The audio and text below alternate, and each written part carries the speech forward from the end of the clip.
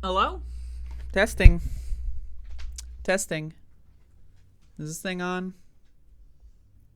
Am I audible? Hello, everybody.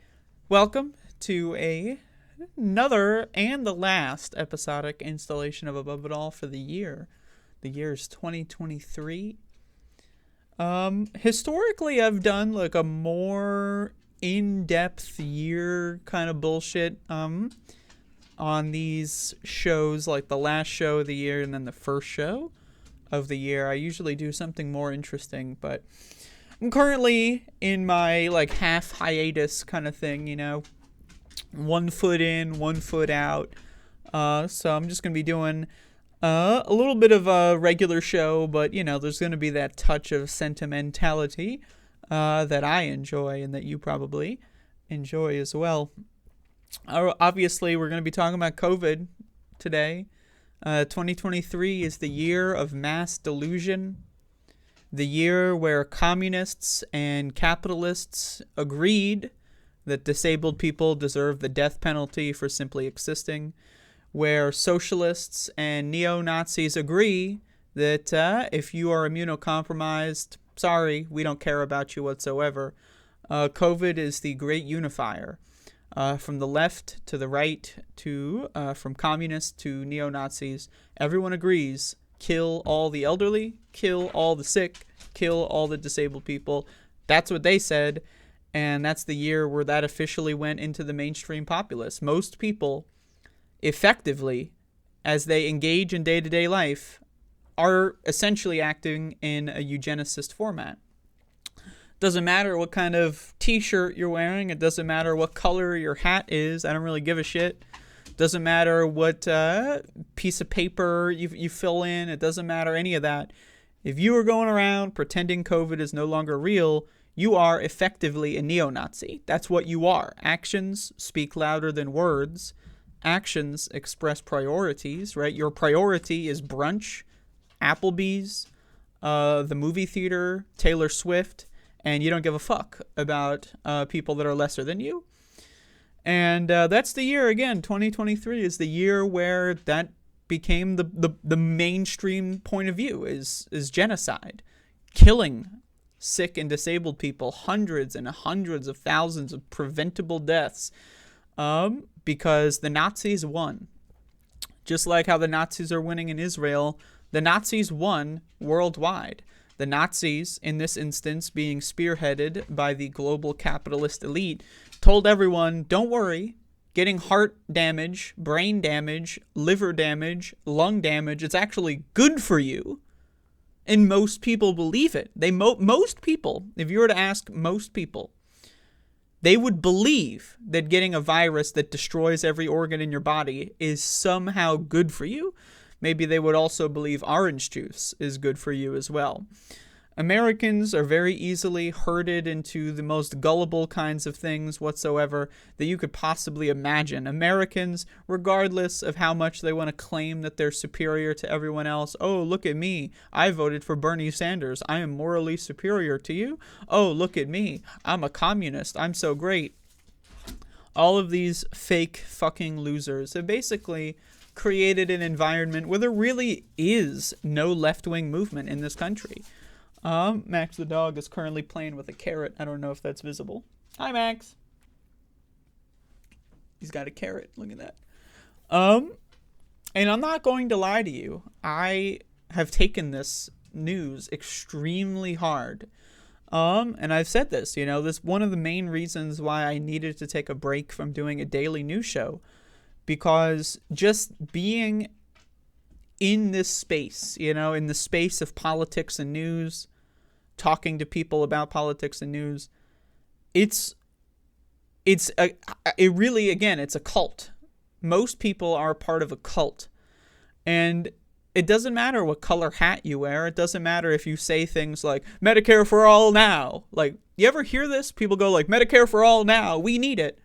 At the same time, they're giving people COVID and catching it themselves over and over and over again, which is making them more reliant on a for-profit predatory healthcare industry. Wouldn't it be logically consistent if you want universal healthcare? Wouldn't it be logically consistent for you to do everything you can in your personal life to prevent for-profit health insurance agencies from gaining more power? Right? But again, I would be willing to argue that 90 or 95 or even 99% of self-proclaimed leftists, again, it doesn't really matter how many times you say Medicare for all now. I don't really give a fuck about that.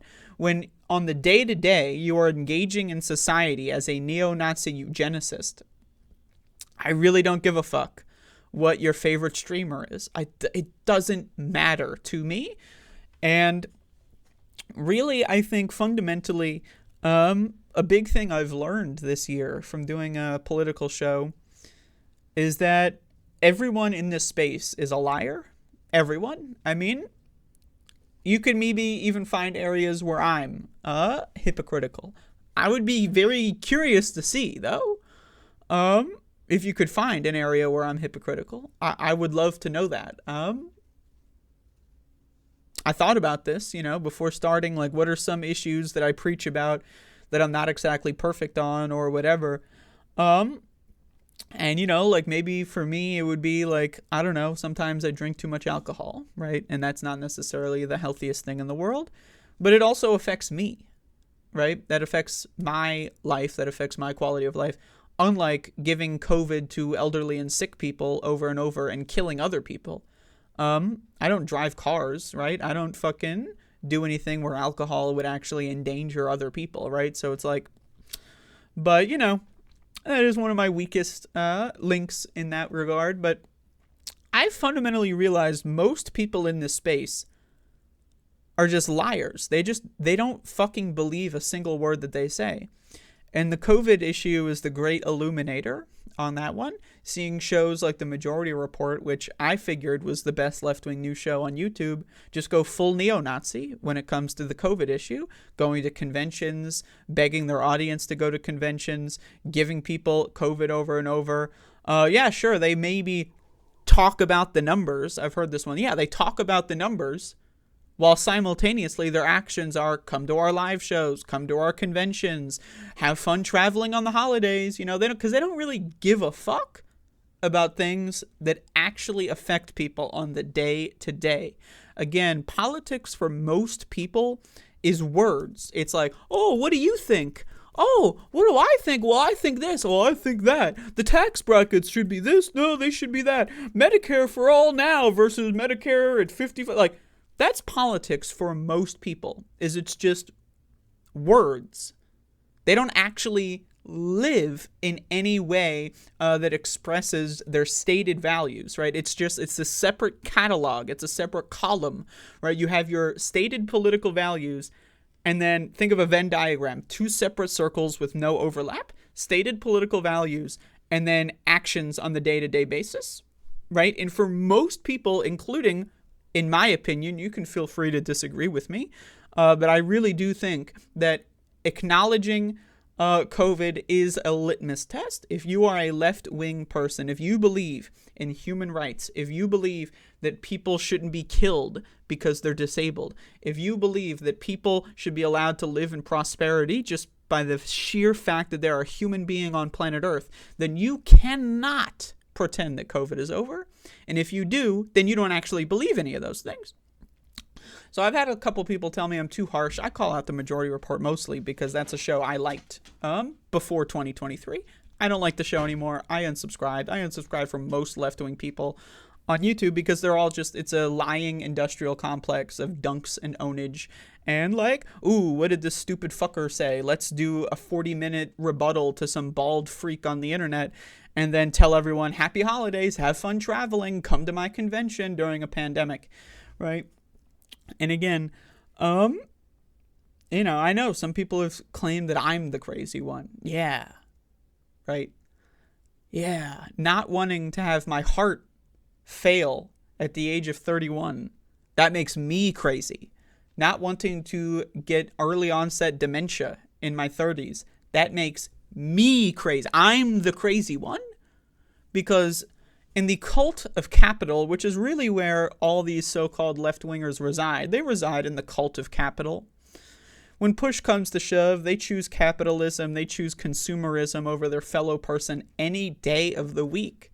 But don't worry, it's okay, because they said, unions, unions, unions. You know, the same unions that are endangering their workers by sending them to strikes without proper protective equipment while strike funds could be used on, I don't know, masks, could be used on proper respirators, P100s, N95s, could be used on healthy and strengthening food resources so that people could strike longer. But no, let's just send them out in the cold during the peak of a pandemic and give them pizza because that's only going to make things better for everyone involved. Because no one in the left-wing movements actually has discipline. They don't give a fuck. All it is talking, yapping. What thing should we do? And they don't actually do any of the shit. So I just want to say this. If you don't think I'm a leftist anymore, I've had people say, like, are you even a leftist?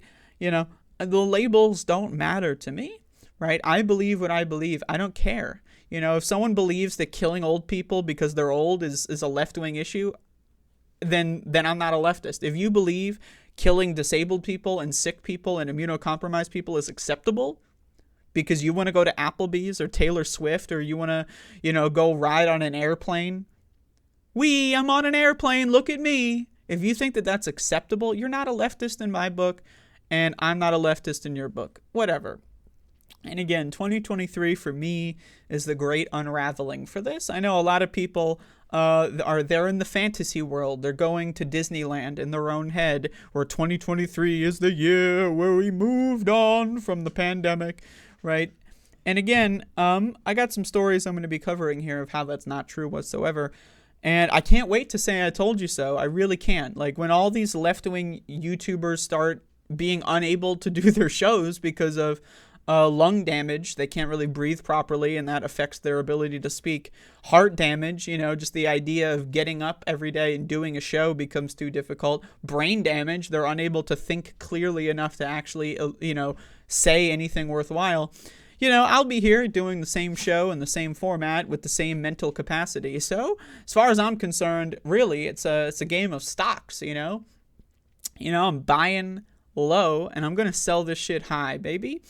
And, hey, you never know. We might develop a miracle cure, in the age of pestilence, where people no longer believe in the germ theory of disease and doctors are dying, scientists are dying, and intellectuals are getting impaired mentally and cognitively and also dying, I'm sure, yeah, this is going to be the time where we develop the miracle cure that stops aging. Because really that's what COVID does, is it ages your body at an accelerated pace.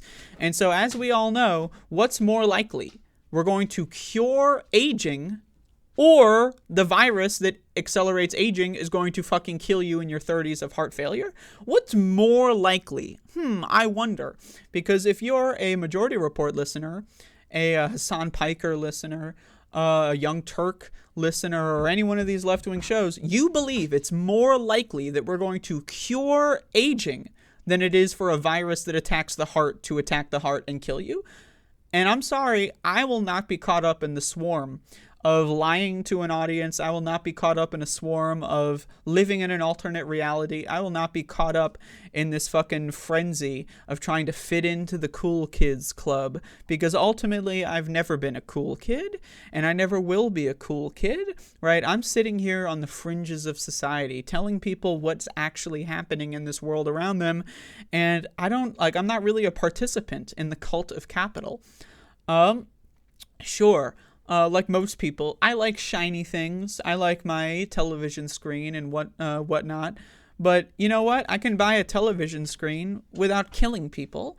And if your idea of, self-care, I need this, bro. I need this, man. I need this, is going to Taylor Swift concerts in the middle of a pandemic without a mask on, getting COVID and getting everyone else COVID, I'm sorry.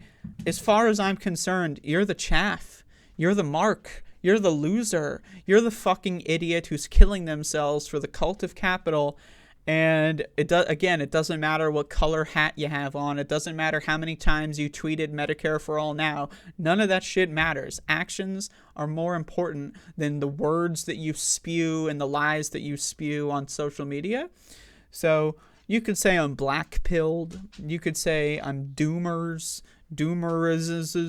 You could say, any one of these things, that I've jumped the shark, I've gone crazy, whatever. Feel free to go to Applebee's during the middle of an airborne pandemic that's already claimed the lives of millions and disabled over 20 million people in a way that their government recognizes. Because this is another thing that the governments in our world are doing, is they're changing what's disability. If you look at the raw numbers, COVID affects everyone. It's a guarantee. If you get COVID, you do not recover to the state that you were in before COVID.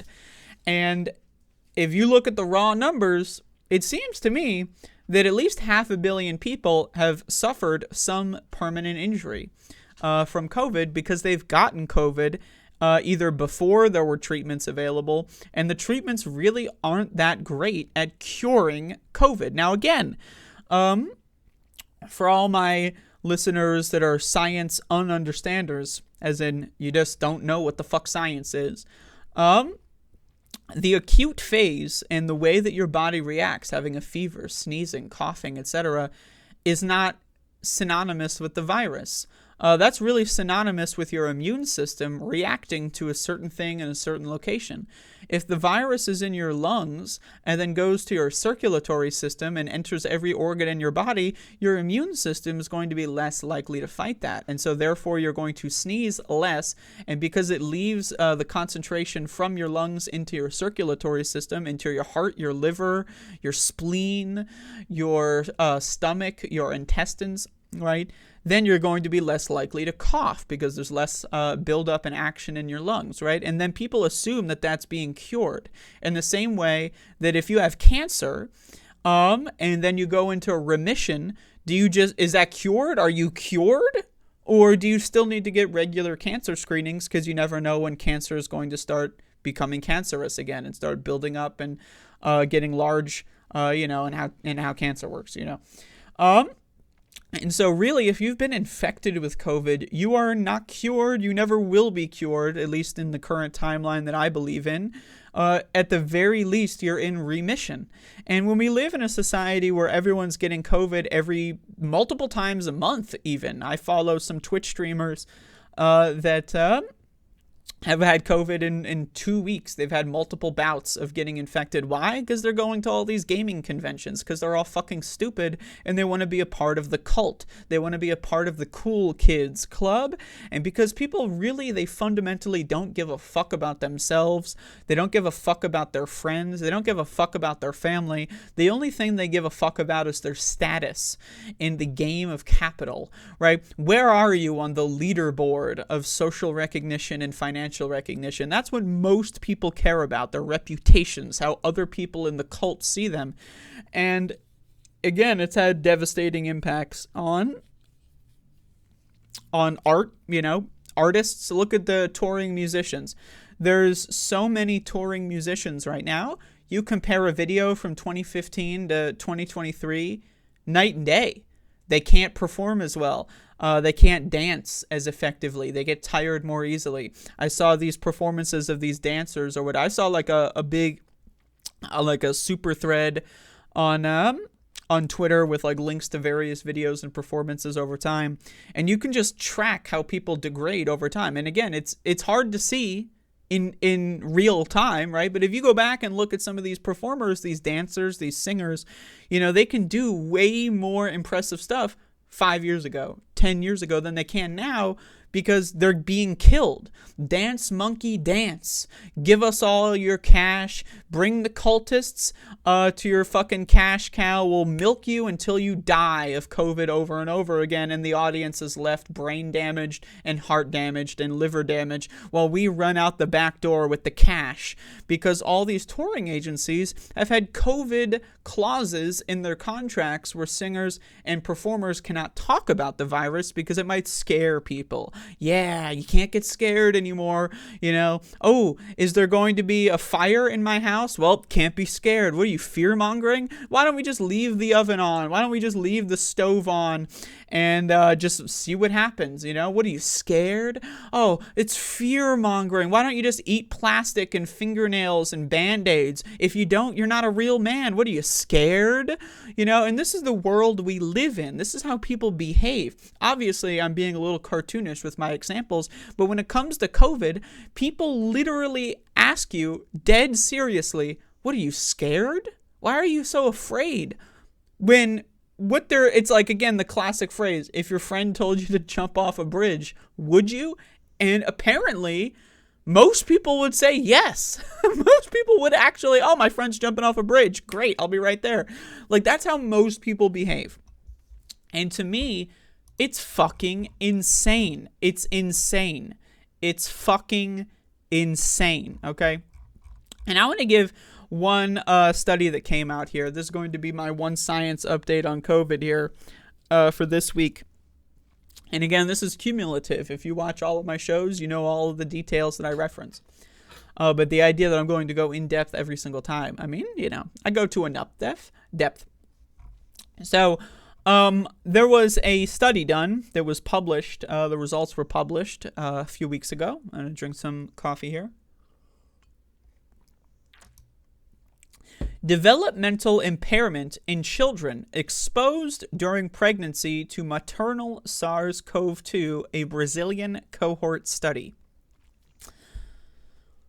The same country, or the same, I'm in America, this is a study in Brazil, but, humans are humans. It's not like there's some magical Brazilian DNA or whatever that makes them more susceptible to the virus that's killing everybody, right? But Americans especially, having lived in America, having abusive parents tell me that they would die for me while they're fucking, torturing me and beating the shit out of me and psychologically manipulating me, while they tell their friends and family, oh, I would die for my child, right?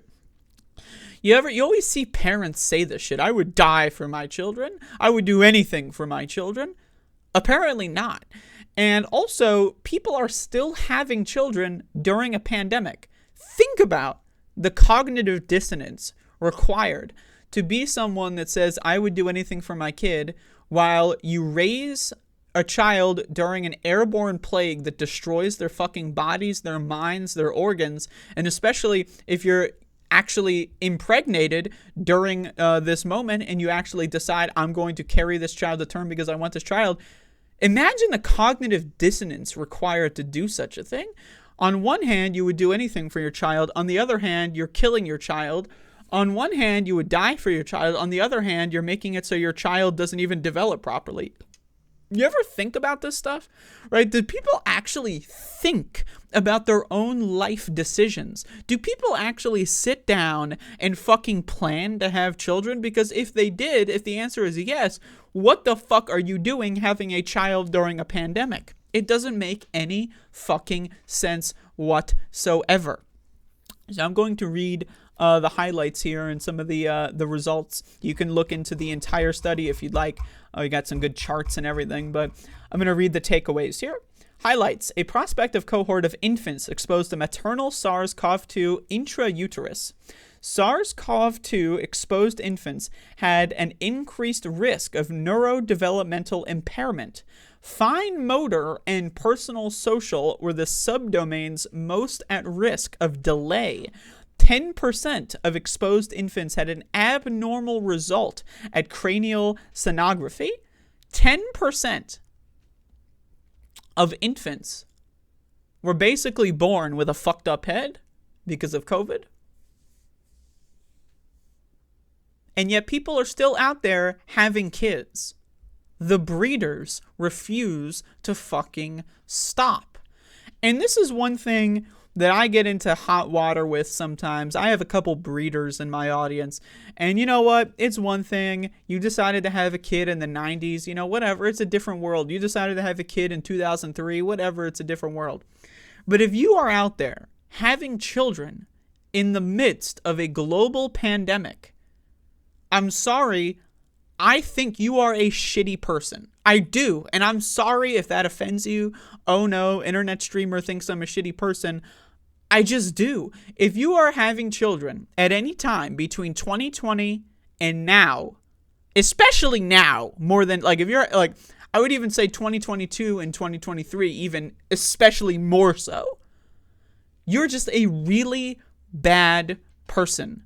You're an objectively abusive monster. You are an evil scumbag, and your children are going to be growing up wondering, why on earth did my parents let this happen? That's what they're going to be wondering for the rest of their lives. Your children, who are 3 years old now, 2 years old now, are going to be dying in their 40s on their deathbed, wondering, why did my parents send me to COVID factories when I was a kid? Why did the adults in the room lie to us and give us a virus that kills us? In the same way that back in the day, people got polio. And then they were dying and thinking, why did my parents send me to school to get polio over and over again? Because the institutions, the cult, the tradition is more important than life, health, safety. Always, always. Because what if you homeschool your child? Well, then you're weird. Then your kid's going to be weird. And dying early as a member of the cult is preferable to living a long, fulfilling life and not being a member of the cult, right? That is preferable to the people in the cult, right? Because they're in the cult, they want to retain the power of the cult, and they want to retain the grip of the cult on everyone within their reach, right? And so that is why parents are procreating during a pandemic, because they want to be members of the cult, right? A way to give your life meaning without actually doing anything meaningful is to have a child. Now, all of a sudden, you have a creature that is dependent upon you. And I mean, obviously, parents fail all the fucking time. Most parents in America are probably, I would be willing to argue that they're just raising a child in America is tantamount to child abuse, but we can have argumentation on the degrees of culpability that most parents have, and I'm willing to have a longer conversation about that at another time. If any parents out there want to have that conversation with me, feel free to let me know. But like, especially now more than ever, to bring a child into this world, to send them to school during a pandemic, and the politicians that allow this to happen, the doctors that pretend like this is okay, all the members of this fucking sheep herd cult, right? Really, I'm done. I'm done with the cult. I'm done with trying to fit in. I'm done with people who want to fit in. I think all of you people are fucked up freaks. I really do. I think people going to fucking restaurants in the middle of a pandemic are fucked up freaks. I think people going to protests without a mask on and giving their fellow communists a disease that's going to kill them 20 years, 30 years younger than they would have otherwise been killed. I think that makes you a bad person. But it's okay, everyone. We said from the river to the sea in a song format at a chant. So it's okay that we gave 20,000 people COVID and they're going to die 30 years younger. That's fine. It's okay that people are going to be debilitated to the point where they can't protest in the future. It's all right because we said free Palestine. Because I'm sure Palestinians are going to be happy with that. Instead of, I don't know, people that are willing to actually do something about it, you know? I've ran into a lot of people online that once you ask them to do something like BDS, it's over. Like, they're fine with posting a Palestinian flag on social media, but not buying the fucking certain brand of bread or hummus or whatever the fuck. It's too much. Can't do it. I need my Soda Stream or whatever fucking product that they're addicted to. I need it. I need my treats. I need my candies. It doesn't matter if it's going to fund a genocide in Gaza. I need my candy. I need my treats. That's most Americans. They're fine with saying the hashtags. They're fine with saying the slogans, wearing the cool, pretty hats, pretty colors on their t-shirts that they spent way more money than they need to on, that was probably manufactured in a sweatshop somewhere else, abusing child labor somewhere else in the world, right? They're totally fine with doing all that as long as you don't ask them to interrupt their direct conveyor belt of treats into their fucking gullets, because that's what Americans are all about. They're all about killing each other and themselves for the sake of status and comfort, even though none of those things actually matter, and short-term comfort has nothing to do with a long-term comfort. Oh, great. You're going to feel really good eating your treats and getting COVID over and over to go to see Taylor Swift when you're 19. Text me back when you're 35 and you can't fucking walk up the stairs because of long COVID. Text me back and tell me if the short-term comfort was worth it. I'm going to go into the results tab here and the conclusion tab here. Again, you can read the methodology and the in-depth stuff on this study if you want. You can just look it up. You know, I used to put the links in the description, but you can just look it up. You can just, like, literally just look up the headline. It's not hard. Developmental impairment in children exposed during... It's not that hard. You should know how to use the internet by now, honestly. But let's look at the results. We followed 127 children for 1 year, 69 in the COVID-19 exposed group and 68 in the control group. All mothers were unvaccinated at the time of cohort inclusion, and maternal demographics were similar in the two groups. Now, there's a lot of dumb motherfuckers that are claiming that the increased amount of death, heart disease, heart failure, liver failure, brain disease, dementia, it's all because of the vaccine. Yeah, the vaccine that only half of people in the US actually got, and like not even really that much worldwide. Actually, it's actually the vaccine. It's not the virus, you know, the one that's been documented to do all this damage. It's the vaccine, according to these fucking fringe lunatics. But guess what? Most Americans believe it's more likely for the vaccine to hurt them than COVID.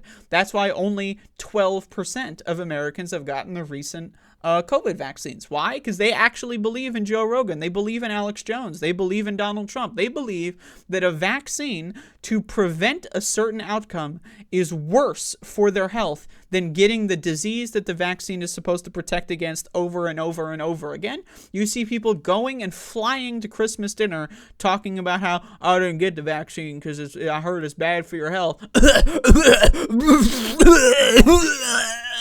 Right, so again, this study, actually, it turns out that these people were unvaccinated, presumably because the Brazilian vaccine rollout was pretty horrendous for the most part at the start because of Bolsonaro's reign of terror. But let's keep going. 20.3% of EG children and 5.9% of CG children received a diagnosis of neurodevelopmental delay within 12 months of life. For the exposed group, the prevalence of neurodevelopmental impairment using ASCQ3 was 35.7% at 4 months, 7% at 6 months, and 32% at 12 months. So there's like a little dip there in the middle. But the 12-month number is more important because at 1 year, 32% of kids that were exposed to COVID-19 in the womb have some level of being fucked up. Isn't that weird that we all just walk around and pretend it's okay? Isn't that strange that your favorite left-wing news show is having a convention and meetups in the middle of a pandemic, in the middle of the worst season for respiratory viruses historically, that they're having these conventions and meetups? Isn't that strange? Don't you find that this cultish behavior is a little bizarre? But hey, I bet you still want to be in the cult. You still want to go to the cool kids' lunch table because that's all that matters in your life. Your kids don't matter. Your own health and safety doesn't matter. The only thing that matters to you, because you're an American, you're a dumb fuck consumer, the only thing that matters to you is how capitalists and other cultists perceive you, right? On the leaderboard of capital or the leaderboard of status. That's all you give a shit about. Kill yourself, kill your kids. Doesn't matter how many people die in your reign of terror, as long as someone likes your Instagram post when you went to Taylor Swift and you got like a selfie with her like fucking on stage and you're like fucking 20,000 feet from the fucking concert stage and you're like, whoa, look at me, Taylor Swift and me in the same photo, right? That's the only thing that matters to you because you're not a real person. You're a figment of a real person. You're a hyper-reality infused shell of a human being. All you care about is the fake world that you invent for other people to see and not the real world that you inhabit every single day. How do I know this? Because I've tried to fit into this world. I really have. You know, especially on social media. There have been periods in my life where I've tried to fit in, where I've tried to be like, hey, maybe I'm going to be one of the cool kids. Maybe I'm going to join the cult. And it's never really worked out for me because eventually my own personal health and safety runs up against being a part of the cult. And again, this year for me, if we're doing the 2023 wrap up, this year for me, I went insane earlier in this year trying to do a daily news show and interacting with people in a space that I correctly perceived to be an unhealthy, colossal, meteoric disaster. A train running at full speed on a track that's not finished that ends on a cliffside, right? And I had to decide, you know what? It's not worth it. It's not worth doing a daily politics show and trying to fit in this universe, in this space, in this internet game of status. It's just not worth it. I don't really give a fuck enough to actually cause mental impairment to my own mental sanity, right? The idea that I am being depressed because I want to do a daily content stream to create an audience of addicts that are addicted to my content stream at the expense of my own sanity and mental health. I'm sorry, I decided against it because at any point, you know, in my life, you know, there have been points where I've sacrificed my own health, my mental health, and my physical health to attempt to be a part of the cult. And it always makes me feel like shit when I realize, what am I fucking doing with my life? And I've come to my conclusion, again, it's always possible that I flip the switch at some point. Who knows? But I've tried a couple times in my life, 2 or 3 times, I've tried to fit in to be a normal person. It's just not for me. I'm not a normal person. If being a normal person is breeding and having kids and sending your kids to COVID factories and abusing your children, feeding them poison on a daily basis and killing yourself and dying at the age of 37 because you went to Beyonce 15 times. Like, if that's what being normal is, I'm sorry. Not for me. I don't want to be normal. I'd rather be the weird freak who plays video games in my bedroom and talks about how weird the freaks are on my show. That's what I'd rather be doing. And I've said this before. There was a period where I wanted to do an in-person live show for the Above It All experience. When the vaccines came out, I started planning an in-person meetup. I started planning something like that. And then I quickly realized, oh, wait a second, the vaccines don't actually do anything because the virus Yeah, well, they do a lot of things, right? But the virus is mutating because only half the country got the vaccine. So the other half of the country was a petri dish for the virus to mutate. And then once the virus mutates enough, it jumps back to the vaccinated population. And it's so different from what the vaccine was made for that it actually can still get you sick. And once I realized that, I realized, wait a second, I'm not going to do a live show. I'm not going to do an in-person meetup. But all the other leftist streamers, they're going to conventions. They're doing their meetups. Why? Because they don't give a fuck about you. They fundamentally only care about their audience insofar as it allows them to be perceived as of higher status to their contemporaries, right? Streamers want to be perceived as being a better streamer, and instead of using qualitative judgments of character, of quality of program, they just compare number of people addicted to their output. And so the more numbers you get, the more you have to fucking get your content addicted audience addicted to your experience. Oh, come to my convention, get COVID over and over again because it makes me feel good. But again, this is going to catch up to people.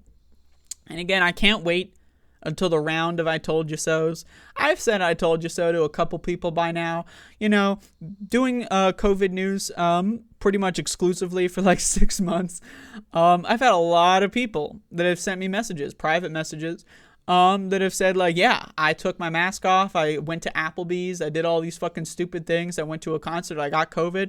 And you were right. I was wrong. Now I'm bedridden and I haven't really been able to recover. Going up and down stairs is a chore for me now. And, you know, again, I hate to say I told you so, but I don't, because I love to say I told you so. And I just wish people would have fucking listened to me sooner. Now, again, I'm not trying to act like I'm a paragon of intelligence. I can just read. Like, again, literally, I am not a super intelligent person. I am not the smartest person you've ever seen in your life. I have the ability and the desire to read. That is my skill. I'm not saying it's a great skill. I'm not saying it's a profound skill, but my ability to read and my desire to gain information has led me to not believing in conspiracy magical realms where COVID magically disappeared, right? And I know I've already pissed off a huge segment of my audience, and we haven't even really gotten to the good stuff on this show yet. So let's go and talk about another story about the pandemic. States are trashing troves of masks, and pandemic year as huge, costly stockpiles linger and expire. This is the world we live in, where we are in the height, right now, is the most infectious period of the entire pandemic. And yet, governments are throwing away, literally, they're not donating it or giving it away to hospitals. They're literally throwing it in the garbage. I'm going to read this in a second here. During the height of the COVID pandemic, the absolute peak, which we are at right now, winter 2023 going into 2024, is the peak, the most infectious moment of all the pandemic. And governments are lying to you and throwing the solution in the literal garbage can. When the coronavirus pandemic took hold in an unprepared U.S., many states like Ohio scrambled for masks and other protective gear. In an unprepared U.S., what are we now? Are we prepared now? This idea that there was some magical flipped switch. Like, the pandemic came and went, and now we're prepared or some shit. La La Land.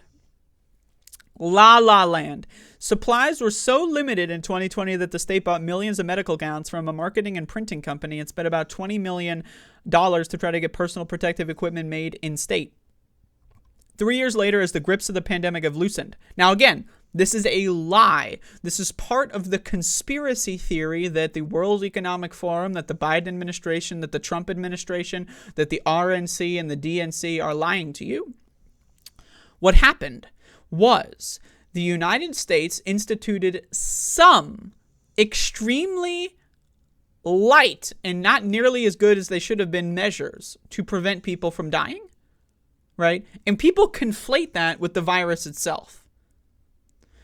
Being asked to quarantine in your house for 3 weeks is not the same as a virus that exists. A virus is a life form. Some people say that they're not even life forms, but it is a collection of, genetic material, right, that exists in the real world.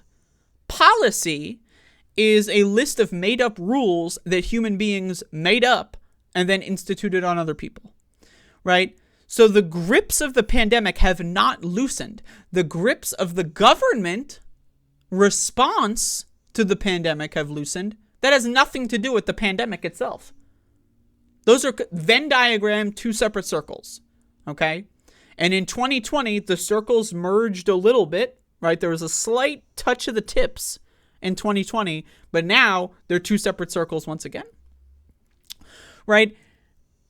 And it drives me fucking insane that left-wing people and prominent left-wing thinkers, intellectuals, and streamers and influencers are lying to their audience on behalf of capitalism, on behalf of the billionaire class, on behalf of Joe Biden, on behalf of Donald Trump. Leftist influencers are killing their audiences on behalf of a club that didn't even send them an invitation in the mail. They're so desperate to be a part of the cult that they didn't even get an offer, and they're willing to kill and sacrifice their own audience at the concept that maybe they might get let into the cult at some future date. Now, it's one thing if fucking Donald Trump sends you a fucking invite to the big club and says all you got to do is lie to your audience on this point and this point and that point. That's one thing. But leftist influencers, podcasters, streamers, intellectuals, politicians didn't even get an invite. They didn't even get an offer. They didn't even get a text back from the guys in charge of the club, and they're still willing to kill you for it. Because that's really fundamentally what they're doing. Lying to your audience in a dangerous way, right? Again, I always bring up the fact that the Majority Report in 2021 and 2022 made dozens and dozens of videos about another streamer named Jimmy Dore for giving COVID disinformation on a show. And specifically, Matt Leck, a producer on the Majority Report, constantly said, how many people has Jimmy Dore killed? How many people has Joe Rogan killed? And now they're doing the same fucking shit that Jimmy Dore and Joe Rogan did in 2022, and they're just ignoring it. They're sweeping it under the rug. They're lying to their audience, telling their audience, COVID isn't that bad anymore, come to my convention. Who knows how many people have died listening to shows like the Majority Report. Now, again, I hate to put them on blast too much because they are still, in my opinion, the best left-wing news show. But again, they've gone fully engaged in the cult of capital and in the eugenicist department. I wish it wasn't the case. I wish that they weren't eugenicists. That would be a cool alternate reality, but I don't live in that reality. I live in the reality where they're hosting and going to conventions and telling their audience to go to conventions. That's the reality I live in during a pandemic, where they're giving people tips on how to engage with family gatherings.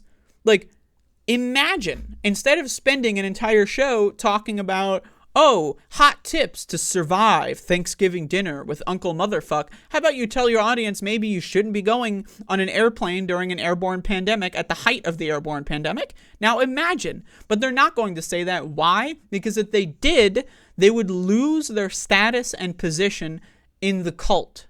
If the Majority Report actually stood by the science, because again, I also call them out because they were so good in 2020.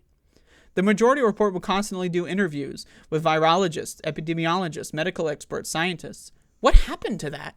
They decided that the cult of capital, the cult of consumerism, was more important than the science. If they stood by the science, they would lose subscribers.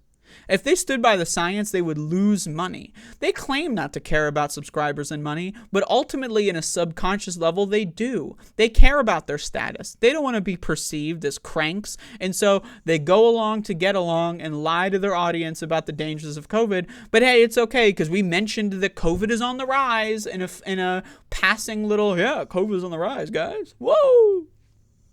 Right? And again, I called them out because I would have expected better from that show. I did expect better. And you can call me a disgruntled former fan if you'd like to do so. But I also know a lot of people in my audience also watch that show. And, I'm sure that there's areas in my show where I am not perfect on. And, if you're advertising my show to other people and say, like, yeah, she's really good about this, but on this subject, that's fine. Whatever. I would like to know what that subject you think it is. What am I bad on? Feel free to let me know. Maybe I'll do a performance review. Post in the comment section. What do you think on the subjects that I do discuss? What is the one that I discuss in the weakest way? Maybe you think I'm not that great when it comes to Ukraine and Russia or something like that. Maybe I could study a little bit more into that. It's possible. Maybe you think I'm not so great when it comes to tax brackets. Whatever. I don't really talk about that too much. But let me know what you think I'm not so great at because I want to be able to improve on that. Now let's get back to this article here. Ohio and other states are now trying to deal with an excess of protective gear, ditching their supplies in droves. With expiration dates passing and few requests to tap into the stockpile, Ohio auctioned off 393,000 gowns for just $2,500. That's a good deal.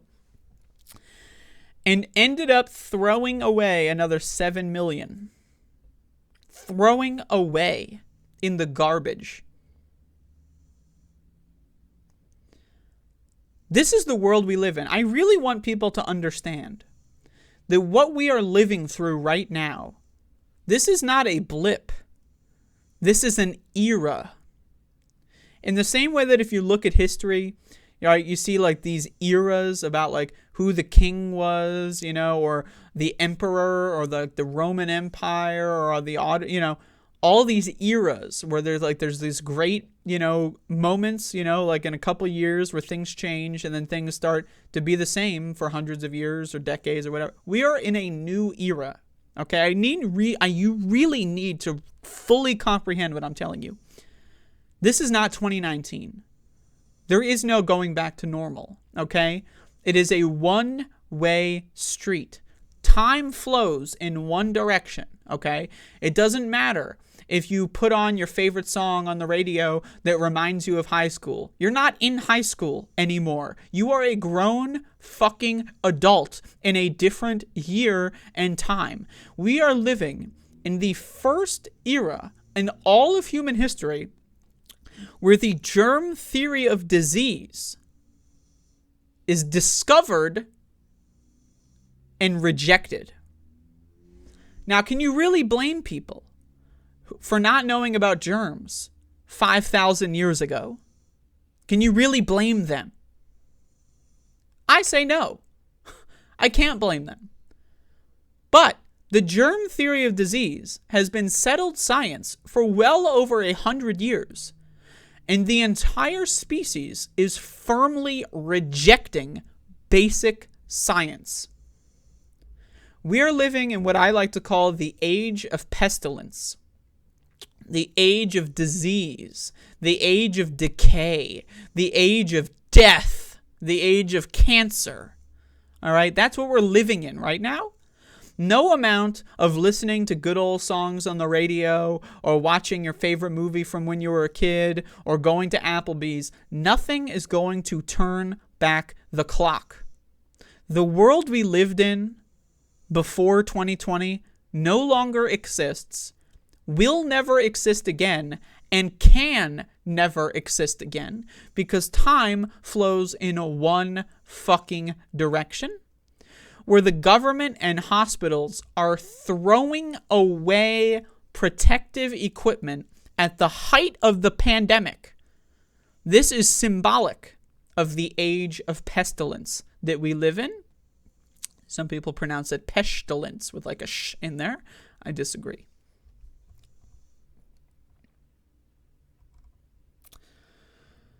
An Associated Press investigation found that at least 15 states from Alaska to Vermont have tossed some of their trove of PPE because of expiration, surpluses, and lack of willing takers. Into the trash went more than 18 million masks, 22 million gowns, 500,000 gloves, and more.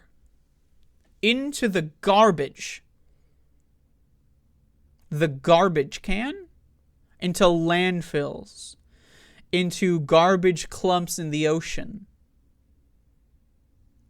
Instead of protecting fellow human beings. I don't, if there's anything that my show can impart to you, it's to be skeptical of everything that you see and hear. It's to read into everything, interrogate yourself at all times. What are your belief systems? What are your beliefs? Look them up. Do extensive research. Read 10 books on everything that you believe. And see if you still believe them. Because when so many people are able to fall for this scam, that getting a heart-destroying virus over and over and over again somehow is good for you, or at the very worst, neutral, then you can be duped into anything. You are a sheep. You're a consumer. All you are is a cog in the machine. All you are is a slave to capital. Your entire value and self-worth is predicated upon being a good slave and giving everything that you've earned back to the capitalist class, being hooked up to the medical system as long as possible, giving as much money as possible to the predatory private health insurance companies. That's what most people care about. Because being a good slave is popular. If you're a good slave, if you go along to get along, you get invited to the cool kids' lunch table. You get invited to the clubhouse. But guess what? You don't really.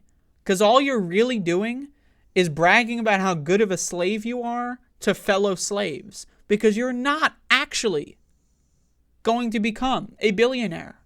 You're not actually going to become a world-renowned politician or movie star or celebrity. All you're doing is going to the cool kids' lunch table and bragging about how great of a slave you are to the fellow slaves. That's really ultimately what people are spending their one life on planet Earth doing. They're giving their only life on Earth. They're giving it to capital. They're giving it to the cult. They're going along to get along. They're abusing their children. They're bringing children into the world for the sole purpose of abuse and terror and torture. I firmly believe that most parents, and when I say most, this is my belief, right? And I will say that there is no study that says 93% of parents. I haven't seen that, but I would love, if you have numbers, let me know. But I firmly believe that anywhere between 90 and 98% of parents in America are abusers. It really, especially if you're having a kid during a pandemic, it's a textbook case of narcissism. Your life is so meaningless. The only way you can derive any sort of value in your personal life instead of actually getting your shit together is to bring another fucking fucker along for the ride. And now again, I come from a history of child abuse, so it's possible that maybe I'm too focused on that realm. But I would argue that maybe you're not focused enough. My parents, one of my parents especially, total fucking nutcases. Mental patients. You know, not in the literal sense where they were actually in mental asylums, but my mother, for example, she had a 20-year mental breakdown and death spiral. And she took me along for the ride. I didn't consent to be a part of her mental breakdown. I didn't consent to be hit, to be psychologically manipulated, to be tortured. I didn't consent to any of this. But she brought me along for the ride. She bought me a ticket to the death coaster. And my only way out of it was to just jump out. And I feel like that's what most people are doing. Most people are just on the roller coaster that's going to hell. And they're circling the drain. And instead of doing something about it, instead of jumping out of the toilet bowl, they're just jumping into the hole in the middle and going down the pipe system. That's what I believe. I believe most people are not actually fundamentally thinking about their lives, thinking about what they want, thinking about the world around them. And that's scary. It really is scary. And if we can be convinced, we as a species, not me personally, but if the human species can be convinced to kill themselves, to kill their kids, to kill their families, to kill their friends on behalf of the World Economic Forum, on behalf of Donald Trump's administration, on behalf of Joe Biden's administration, if you can be convinced to kill yourself, your friends, your family, just on the off chance that you might get invited to the big club, God damn, that's insane. It really is insane. And it's sad that most people have fallen for it. It's sad that my contemporaries in this space, this internet world, where we can talk to millions of strangers on the internet, or in my case, thousands of strangers on the internet, people in this space where I gotta tell it to you straight. I got it easy right now. I do a show once a week. And I can make enough money to stay home all the time. I have it on easy street. I recognize that. Right? And I understand. As someone in this position, as someone who is a streamer, I guess I'm not really a streamer anymore, but still adjacent. I know that my contemporaries, especially people that are more popular than me, they have it easy. They have so much money that they don't ever need to work again. They have so much money that they could probably be building bunkers to protect themselves in the future. You know, look at Hassan Piker or other adjacent level of popular internet streamers. And instead, they're choosing to just give their audience mind-numbing slop over and over and over. And we can, again, degrees of cringe. Some people are better on, issue by issue. Some people have a higher report card than others. But ultimately, most of these streamers are just throwing you out to dry. They really don't give a fuck about you. Podcasters, they don't give a fuck about you. They have it on easy street. But again, the more conventions that they go to raise their profile, oh, look at me. I'm Emma Vigeland. I'm interviewing a politician in person. Oh, what a career maker. Ooh, come to my convention, get my signature, my autograph. Ooh, come to the convention. Let me cough on you. I'm telling you, it's going to catch up to these people at some point. And again, I pick on certain people because I know my audience is familiar with them. I could pick on other people, but you don't know who the fuck I'm talking about. So, I got to pick on someone. And it's like, I'm telling y'all, it is not worth it. Now, I consider myself, above all else, to be an artist. I consider all of this to be a plank in my artistic masterpiece that is my life. Let me drink coffee. And I will tell you, the most important thing in my life, like I said before, actions express priorities. The highest priority in my entire life is this. This is the thing that is most precious to me. my cognition, my ability to create art, my ability to consume art, and learn about artistic processes, my ability to study and learn new skills. I've over the last few months, I've been learning music. I'm 27, never been to music class, never played an instrument, and I picked up music and I'm learning music, right? If I had COVID brain damage, I don't know if I could do that. I really don't. And so for me, this is above all else. So when I say actions express priorities, for most people, their cognition, their ability to think and perceive and to be a self, a person, is not a priority. It's just not. They don't give a fuck about themselves.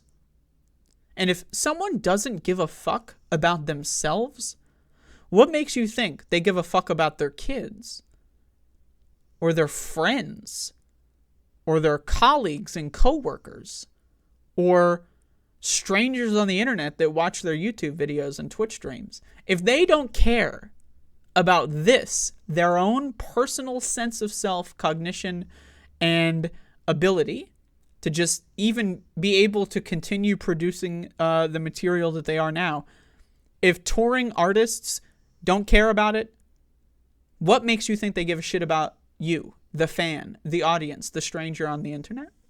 Think about that. Just chew on it for a little bit. Musicians can make music at home, but they care too much about the status of doing live performances that they're just going to do it anyway. Some of them, a lot of musicians, are in massive amounts of debt and they just pay all their debts with tours. And it's like, oh, we're in the age of pestilence now. Disease is rampant. Fuck it. I'm going to keep doing my tours because I want money. I want recognition. I want status. I want fame. Streamers, you can stream at home. YouTubers can YouTube at home. But instead, they're going to conventions. They're going to meetups. They're killing their audience. They're killing themselves. Now, you might think I'm overreacting. It's possible. Everyone's body is different. Everyone gets damaged in different ways over time. But again, 100% of the science is on my side. So I'd like to see how your hair would fare in a snowstorm. Now, I would like to end the show with that because I thought that was really funny. But I got more. So, but anyway, there's my COVID stuff. In other news, now I will be honest with you, I don't speak the language or read the language here. What is it, Hebrew? Is that what it is? It's not my thing. But this is a poll of Israelis. People that live in Israel that are first-class citizens in their apartheid hierarchy. And now, again, this whole poll could be made up. I checked several sources that have cited the poll, so the poll seems to be real, but it could all be made up. It's very possible. But the headline here, 83% of Israelis support ethnic cleansing of Gazans. Survey.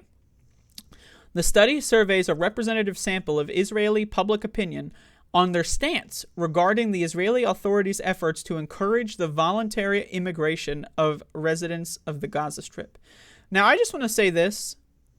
83% of Israelis is a low ball. It's actually 91%. Now, the way that this is done is there are four options. There's like very in favor, slightly not in favor, and then not in favor. To me, the idea that you would say, I'm not really sold on the concentration camps, but I'm not really against them either. Really? I mean, really? Really? When asked, do you support genocide? The answer is no or yes. Anything that's not no is a yes. So with that logic, I would claim 91% of Israelis, according to this survey even, support the genocide of Gazans. In a recent post on Twitter, Danny Danon, the Israeli occupation's permanent representative to the United Nations, cited a recent study conducted by an Israeli sample and campaign company, Direct Polls, affirming that the majority of Israeli settler society is in favor of the mass displacement in Gaza. The study surveys, I'm just going to read you the questions and the respondents. 68% are very supportive of encouraging the voluntary immigration of residents in the Gaza Strip. What does that mean? Encouraging voluntary immigration. What? You know, like how Israel encourages voluntary immigration of Americans to Israel and pays them birthright fucking travels or whatever. No, they're not going to pay Palestinians to immigrate somewhere else. They're going to kill them and hold a gun to their head. That is not voluntary immigration, okay? 15% are quite supportive. What? 8% are not so supportive. And 9% are not supportive at all. So again, I would say headline 91% of Israelis support genocide in Gaza. What do you do with a society like that? Sincere question. I don't have an answer. 91% of Israelis support the genocide of an entire group of people. 91% of Israelis support the genocide of an entire group of people.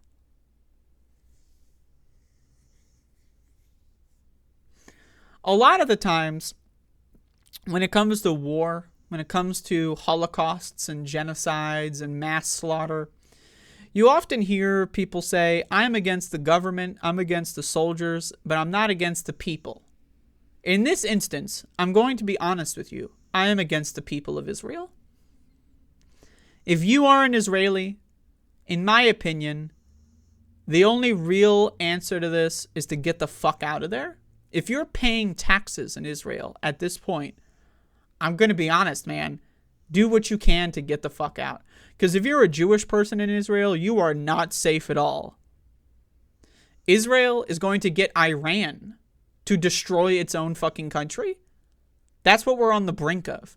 Israel wants to have Iran fucking murder everyone involved in the Israeli military base project. They don't want to keep you safe, okay? If you are an Israeli Jew, you are a mark. You're the scammer. They don't give a fuck about you. That's why they didn't fucking do anything about the October 7th Hamas attack. They knew it was going to happen. They facilitated it happening by weakening security on the wall, and they let it happen. And then the IDF on the same day went in and killed a bunch of other Israelis. There were people that survived that attack and said the IDF showed up and started killing random civilians because they thought they were Hamas. They don't fucking care about you. So if you're the 9%, if you're in the 9%, I highly recommend you do anything you can to get the fuck out. Because you are on death's doorstep right now. Israel is trying to destroy the whole planet. They want to get Iran involved in a potential nuclear war. That's fucking insane. That's fucking insane. This is the world that we're living in. Now, again, I don't want to tie this all back to COVID here. But Israel, when the pandemic started blocking pandemic disease treatments from entering Gaza. When people found out what was actually helping and treating COVID, they put specific blockades on those medicines. When the vaccines came out, Israel refused to let vaccines into Gaza. If Israel, the worst country in the last 100 years, 80 years, the most genocidal country in the last 80 years, knows that COVID is dangerous and is weaponizing COVID to commit their genocide, wouldn't it make sense for you to wise up to the scam yourself? I know I said COVID's over. The COVID segment's over, but it's not. I wheel it into everything. Think about it. Why would Israel, a genocidal neo-Nazi regime, weaponize a disease against a population they're trying to kill?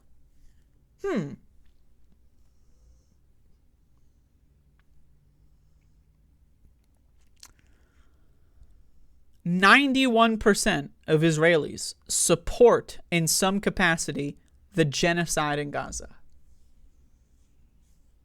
Now, I know if you polled America in September 2001, you'd probably find similar numbers. And I would have the same comments to them. What the fuck is the matter with you people? What the fuck is the matter with you people? The cult, the go along to get along, the cult of consumers, the cult of status, makes people say and do the most obscene crimes that we could possibly imagine. There was a story of IDF soldiers bulldozing pregnant people. There's like an ambulance or something that had people that were in labor. They told the IDF, there's pregnant mothers in here, you gotta fucking cool your shit here. And the IDF responded by bulldozing them, by literally running them over with complex machinery.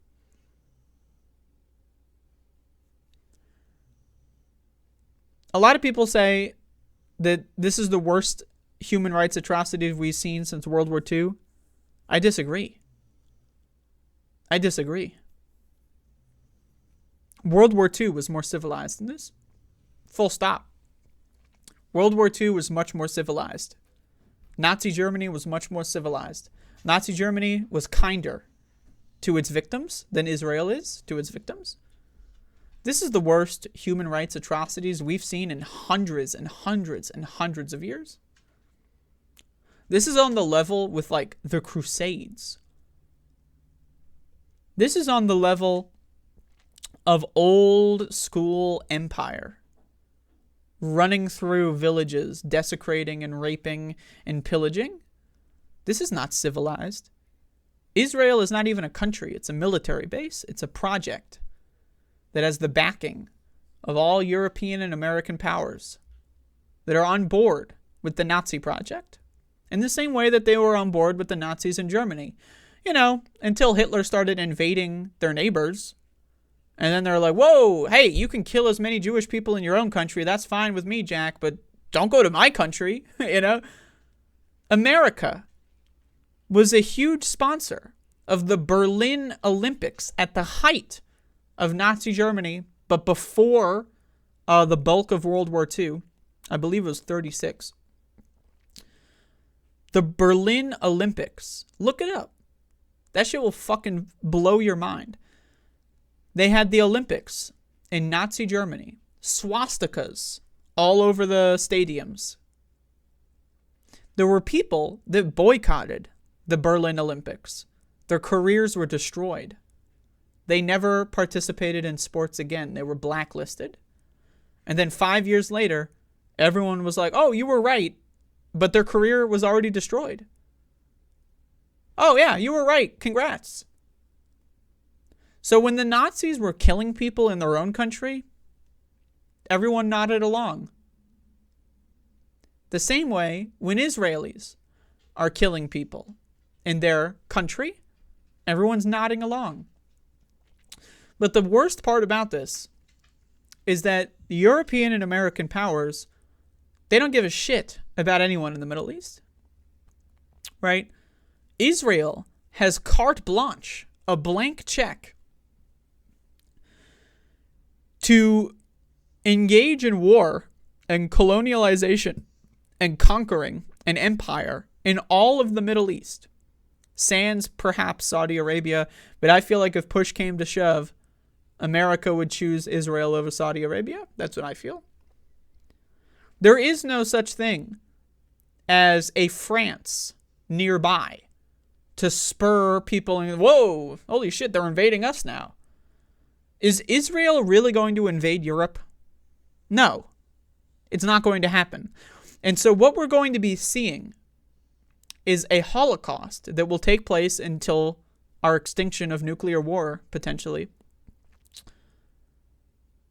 And there is no end in sight. There is not a single end in sight.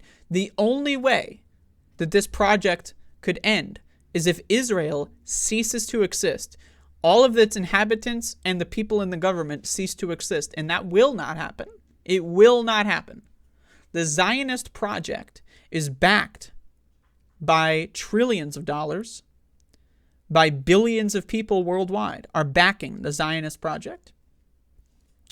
What do you really think the likelihood is of the entire government of Israel, all the Zionists in Israel, 91% of Israelis that support genocide, of them all disappearing and stopping their reign of terror? It's not going to happen. It's not going to fucking happen, okay? And it's emboldening the, in a lot of ways, equivalently insane. At least I would have said that maybe a year or two ago, but this recent escalation in Gaza is honestly, it's so horrendous that it creates a new classification in the hierarchy of atrocity, worse than the Nazis, by far. But look at a country like Iran that is ruled by Muslim theocrats, or Saudi Arabia that is ruled by Muslim theocrats. Far right-wing extremists are being emboldened. People that believe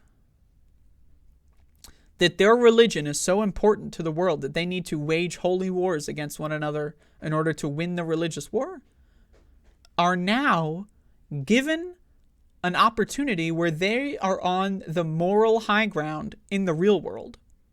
Now, they think that they're on the moral high ground all the time, Muslim extremists, right? And now they actually are on the moral high ground.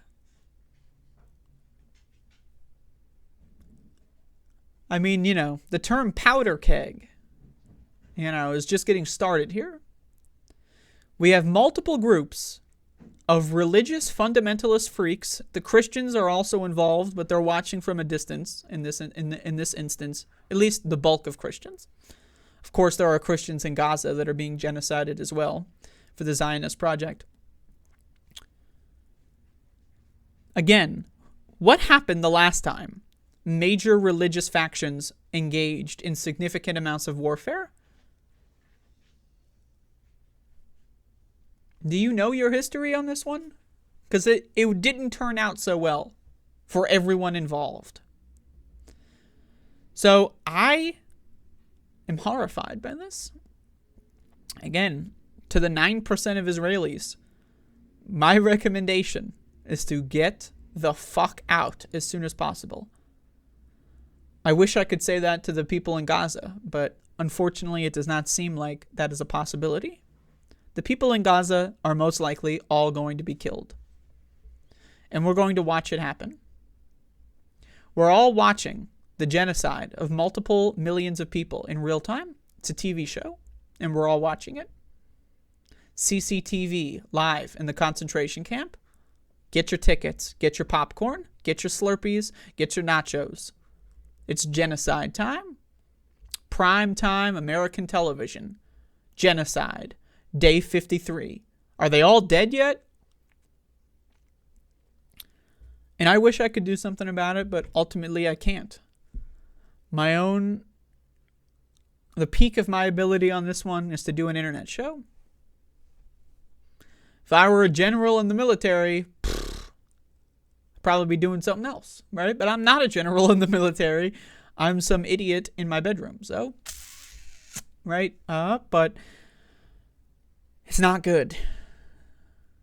The world sucks. I don't see any way out of this. COVID is killing people left and right. COVID is making people stupider. Again, I've showed you the studies before of COVID reducing IQ.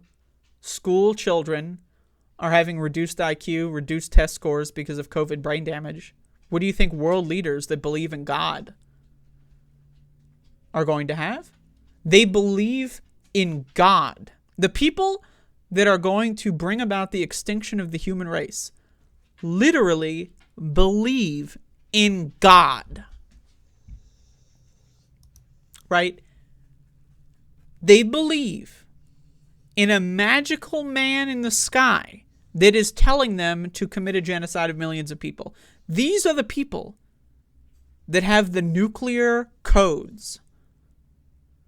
They believe in guardian angels. They believe in martyrism. They believe in Judgment Day. And they have the nuclear launch codes.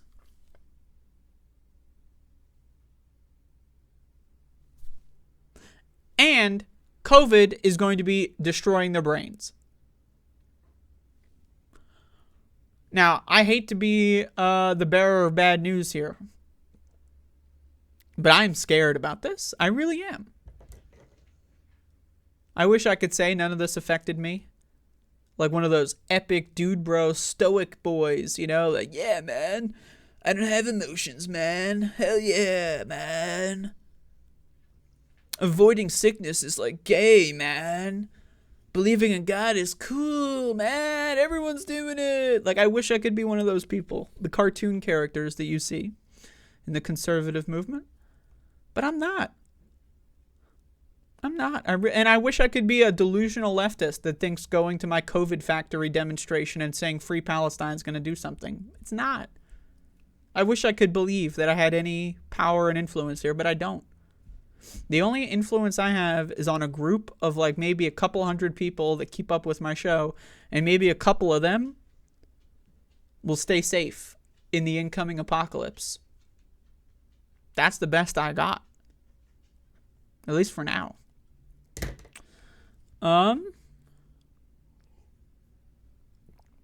Anyway, that's my end of year show. Just kidding. There's more. We're going to enter the fun zone. Okay? We're entering the fun zone here. Just bear with me.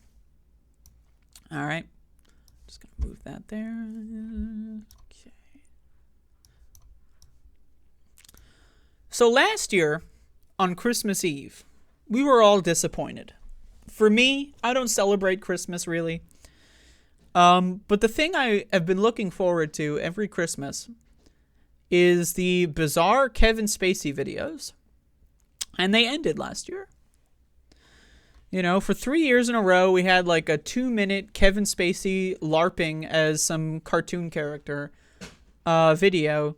He skipped last year. And then this year, we got the treasure trove. The Holy Grail. Kevin Spacey did an interview with Tucker Carlson. Now, I could sit here and watch the whole thing. I really could. Look, I love Twitter videos. Look at this. You know, you just try to use some B-roll and the whole thing breaks down. But I'm just going to let this go and see how long it takes to load. Now, I got news for you. I'm not going to lie and say, oh, man, this sucks, bro. This may be the funniest 7-minute video I have ever seen in my life. Now, I know Kevin Spacey's a trash person. Tucker Carlson is a garbage can man. I get it. But this is like, I wish the video would load. Like, look at this. I mean, Twitter is really, honestly, the worst site in the world at this point. Let's just reload this shit. The part that really sold me on this one, and I want you all to go watch this. The part that really sold me, I'm just going to play until it happens. But the part when Kevin Spacey is LARPing as Frank Underwood from House of Cards, and he does like the fourth wall break in the interview. Like, this interview is filmed as a part of like the fucking House of Cards like fork universe. You know, it's like Bitcoin, like, you know, it forks. And then there's like the Kevin Spacey version, and then there's like the Netflix version, right? They were on the same path, and then like season 6 was it, I think, happened, and they diverged. This is filmed and shot as if it's a part of the House of Cards cinematic universe. It's really insane. 2024 has not even begun yet, And it does seem like the presidential race is effectively frozen in place, if not over. We know who the candidates are. It's too late for another to get in. Some have already dropped out. But is it too late? Is there anyone in this country of 350 million people who could jump in at this late date and re-scramble the calculus of electoral politics? Like, I'm going to be honest with you. I hate both of these people. But as an artist, I got to give these motherfuckers props. I watched this shit the other day. I was losing my mind. It's so funny. Now, again, if you don't know the context here, this is not going to be that funny. I watched House of Cards. I think I started watching it when like season 4 was new or something. And I thought it was a phenomenal show. The first season of House of Cards is honestly, in my opinion, like an A+. Season 2, 3, and 4, you could take them or leave them. They're okay. Season 2 is okay. Season 3 and 4, they're all right. There's some decent stuff in there. But season 1, I actually thought season 1 was a masterpiece. Call me a cringe lord if you want. And then when the whole Kevin Spacey thing happened, I was devastated, because I loved the show. The show was about to end, and then he goes ahead and gets outed as a fucked up lunatic freak. Pedophile weirdo abuser. By the way, all the victims seemingly died before the court appearances. That's a little strange, right? Sounds like something out of the show, right? And then, of course, the last season came out. It was like horrible. It felt like a cartoon AI-generated parody of the original show. And then Kevin Spacey started doing his weird fucking videos on Christmas Eve. And again, if you don't have the context here, this is not nearly as funny. But if you have all the context, you've seen the show, if you saw the show before the Kevin Spacey fallout, you have a different perspective. It's kind of impossible to watch House of Cards now and have the same experience that you would have back before the Kevin Spacey fallout. It's really hard to do that, to put aside the idea that this guy's like a pedophile abuser. It's really hard to do that. Now, again, it's still a good show. I'd still say you should watch it just for everyone else involved. Kevin Spacey's performance is excellent, but so is almost everyone else's. Again, with all the context here, this is amazing. I just got to say. Well, there may be someone, and in fact, you already know him. You know his face. And the question is, will he get in this cycle? And that's my question for you. Well, that's really a decision for the people, Tucker. It's not something that I really think about or want to do. And Merry Christmas to you, too. Oh my God. I'm telling you, motherfuckers. I'm telling you. If you don't understand why this is funny, I feel sorry for you. Like, okay. Again, the fucking... So if you don't know, a part of House of Cards is the fourth wall breaks, where Kevin Spacey turns his head and looks at a different camera and talks to the audience. And Tucker Carlson is just playing along. And facilitating this masterpiece of art. I gotta tell you, I haven't watched a single Tucker Carlson video. According to this tweet, it's episode 56. This is the first one I watched. I haven't watched a single one until now. And I watched it in full because it's a masterpiece. And I hate the fact that it's a masterpiece. It upsets me that this is a masterpiece of art and film, but it is. I'm gonna be honest with you. This is better than most, or if any YouTube video I've watched all year. This is better than most films that I've watched all year, and it's only 7 minutes. This is an artistic masterpiece. I know it might be controversial, and yes, I recognize that both of these people are scumbags, but let's just do this again.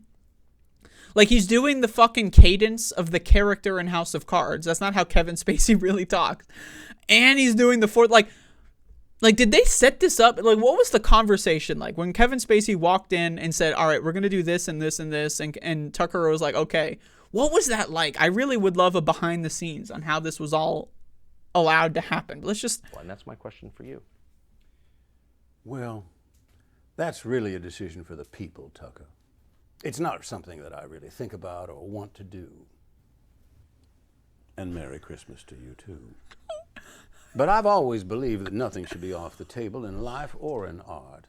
I think we could both agree that we need to get some adults back in the room. So if that means taking on the chief executive role, well, that's a sacrifice I'm willing to make for this great nation. Adults in the room. I love it. I could see it as a bumper sticker. Is that your campaign slogan? Now, my favorite part about this, besides the fourth wall breaks and Kevin Spacey LARPing, is that Tucker Carlson is like barely able to keep it together. Now, again, I hate both of these people. I resent the fact that I'm praising this here, but I have to. It's really that good. The fact that Tucker Carlson is barely keeping it together. He is laughing. He's he's being hysterical almost the whole time. It adds to it in a way that I can't describe. Let's just keep going. I don't know if I'm going to get it. Just keep going. That's not a bad idea. Look, I think first our country needs to stop apologizing and stiffen up. I mean, look, we got so many people running around with so many different issues like gun control, important issue. But let's be honest. The truth is, more people are killed by online trolls every day. That may be true, actually, but then they're protected by the First Amendment. They can say whatever they want. You believe in the First Amendment, I assume. Of course I do. Look, more people are killed by trolls than guns. What? But it's just... people spewing ridiculous ideas is nothing new, and they should always have that right. But the problem is, somewhere along the way, we started listening. And we should remember the salient words of Benjamin Franklin. Now, I agree with that. We may not agree on the context surrounding that, but yeah. Like, for example, as I mentioned earlier, when leftists started listening to Donald Trump's COVID advice. It was after Donald Trump left office, but they started listening to his COVID advice. Masks don't work. You know, the vaccine will cure everything. That's Donald Trump's advice. Get it infected 15 times to build immunity. Leftists, communists, self-described socialists are marching in lockstep with Donald Trump's troll garbage. So that is true. People are listening to fucked up garbage. Now, again, obviously, now the thing about this performance here that's amazing is that Kevin Spacey is playing Frank Underwood, but he's also playing Kevin Spacey, but he's also using a different definition, playing the entire audience. Because there are going to be right-wingers that watch this because it's Tucker's bullshit, and they're not going to know enough about the context, and they're going to fall for this. Oh yeah, trolls are worse than guns, man. Guns are great. Trolls are worse than guns? Does Kevin Spacey believe any of this shit? I don't think so. I think he's just doing a performance art to just make fun of everyone and to like get attention for himself. And I'm not going to lie to you. I'm here for it. I really am. Who said, do not believe anything of what you hear and only half of what you see. He wasn't telling people to stop talking. He was telling us to stop listening. So let's stop blaming bots and college kids and start telling leaders what leadership really means. I love it. But how do you do that? Well, this country is mired in so much contradiction and confusion. We don't even know how we can help anyone anymore because we can't agree who... Now, I'm just going to be honest. I'm pretty sure that all of this was scripted ahead of time. I'm 99% sure. And again, the fucking performance, like, it's rock solid. I'm telling you, like, if you put aside the fact that this is like Tucker Carlson and Kevin Spacey, and you're watching this as just like an art project, I mean... Who needs help? I mean, what doesn't come with a trigger warning these days? I mean, Tucker, we are far too close to having a beanbag chair in the Oval Office. We coddle to everybody. Okay, you think you're a rabbit, that's fine. But Tucker's face here, like, he can barely keep it together. Like, that's the thing about Tucker is he knows when he's got gold on his hands. These days. I mean, Tucker, look at we his are face. Far too close to having a beanbag chair in the Oval Office. We coddle to everybody. Okay, you think you're a rabbit, that's fine. But let me tell you something. You sure as hell aren't going to see someone walking through my White House in bunny ears and a tail unless it's Easter. Well, amen. But how do you think we got here in the first place? What? Fear, and then some more fear. That's been the consistent theme, fear. And that's why I'm going to keep saying we need to get some adults back in the room. Sounds like you're running. If you did run, I assume it would be as an independent. Now, I just want to say this. Could you imagine if Kevin Spacey actually ran for president? Now, could you imagine an alternate universe, that may be this universe, we don't know yet, where Kevin Spacey legally changes his name to Frank Underwood and then runs for office? Because that's what I want. If he is so dedicated to the role here that he is willing to LARP as Frank Underwood, a cartoon TV character, for 5 years after the show ended, why not change your name, bro? Come on. if I saw a Frank Underwood on a fucking presidential ballot, I would lose my mind. It would be so funny. So I just want to say I endorse that. I endorse him changing his name and then running for office. If he's running as Kevin Spacey, I mean, that's lame. But let's just keep going. Well, I've always been independent my whole life, no matter what my party affiliation, even though at the moment I don't quite recognize my old party. So for those of you that don't know, Frank Underwood, the character in the show House of Cards, was a Democrat, a conservative Dixiecrat from South Carolina. That's the context of the show. So when he references his former party, he's referencing Democrats, but he's not going to say that because it's a mastermind manipulation here, because there's audiences that are susceptible to this message that don't understand the context. And, if he's not going to say he was affiliated with Democrats, because if he did, they would be like, whoa, right? So he's just going to say former party, whichever one it is, it's, oh man. I'm not, again, one artist to another, masterclass. I mean, this shit should be studied in film school. I'm not going to lie. At what point would you get in if you did? Well, I think there's time. I've never been afraid to show up a little late for the dance. But lots of people want to be president. What would you specifically bring that others aren't? Well, I think I have a long and very solid relationship with the public, and that's a bond that has never been broken. I mean, I've almost felt like I can talk to them directly. Well, I mean, you do talk to them. Every Christmas you give a statement. It is Christmas Eve. Now, I'm surprised they didn't do a fourth wall break. I was kind of expecting it there. And I was like, I forgot. Like, are they doing one here? Because I've already seen this. I don't know what to say. I mean, I'm just going to watch the whole thing. I mean, we're already in this. What is your statement specifically this year? Tucker, I think it's just good enough to sip some eggnog and decorate the tree and listen to White Christmas and embrace all the things that make this such a special day. The truth is, I love nothing better on this day than to do a line of blow, drink a whiskey and Coke, hit a reindeer with my car, and wish you all the naughtiest Christmas ever. You and I have something in common, actually. Oh, yes, we both got canned by our network. True, but they actually tried to kill you. Yes, but here we are, Tucker, bigger than ever.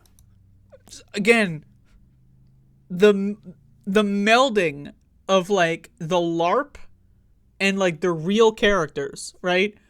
So, Tucker Carlson, I know I'm doing a whole analysis here, but this is amazing. Okay, so Tucker Carlson is referencing that Kevin Spacey's Netflix show where he played the character Frank Underwood was canceled, but he's referencing it as they tried to kill him because the way that they wrote him out of the show was that he died off screen.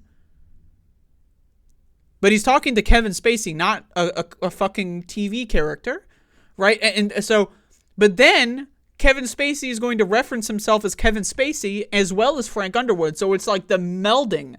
He's mixing the LARP with reality, and it's crazy. I mean, So looking back on all the drama, do you think that legacy media played a role in what happened to you? Look, I think they're trying to do their best to stay relevant. Look, platforms like X, I mean, you move information around so quick that everybody else is just playing catch up. Legacy media's diligence has turned out to be they just cut and paste what some trusted outlet does. I mean, look, this will be a good example. Watch how they report on this conversation. There'll be one or two headlines that get repeated over and over and over. I think actually if legacy media wants to survive, they're going to have to start slowing down. And a part of me agrees with that too. Like, that's the thing is, we can all have criticisms of mainstream media and the old-fashioned way of doing things. But I think the diligence is not a bad part here. Like, you should wait and report on things that are accurate instead of just copying and pasting things. So that part I kind of half agree. But again, I'm not going to lie to you. This is a masterclass of just I feel like every human being on Earth could watch this video and be entertained in some degree. I mean, really, this is impressive stuff. I agree with that. By the way, do you watch Netflix anymore? Probably as much as you watch Fox. Fair. So that doesn't mean that you're gone though from Netflix. I don't even know if you're aware of this, but every time a person pulls up the Netflix app, you're there in some way. Have you seen this? Yes, you know what that is? What? Like, now, I'm telling you, this is approaching like David Lynch film. No disrespect to David Lynch, but this is like getting into that absurd, like metaphorical. So Tucker says every time you bring up the Netflix app, you see Kevin Spacey's face or Frank Underwood's face. Now that's true. He has movies on there all the time, and they often use his face as a thumbnail. And then they bring up the Netflix logo. You assume it's going to be showing the front page that has Kevin Spacey's face on it, like American Beauty or something. But it's not. It's just the Netflix logo plays, and that's it. What? Let's...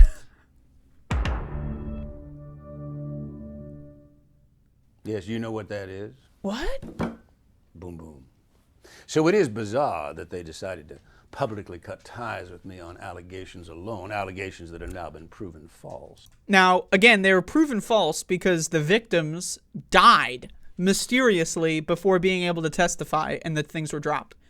But again, now, so he's referencing himself. I can't get over the Netflix thing. Why is that there? Why did they add that?